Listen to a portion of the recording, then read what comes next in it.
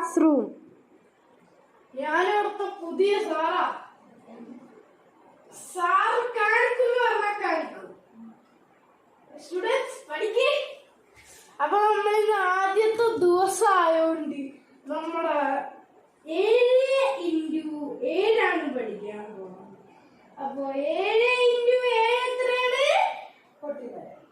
49 correct answer. അപ്പൊ 7x7 49. അപ്പോ എന്തായാലും ഇന്നത്തെ ഹോംവർക്ക് 3 + 9 + 3000 ലക്ഷം കോടി 950,000 കോടി 1900 കോടി ഇൻറ്റു 1900 കോടി പ്ലസ് 1950,000 കോടി ആണ് ഇന്നത്തെ ഹോംവർക്ക്.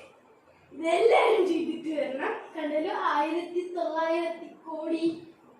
ബൈ. അപ്പൊ ഇന്നത്തെ ക്ലാസ് ഇത്രയേ ഉള്ളൂ.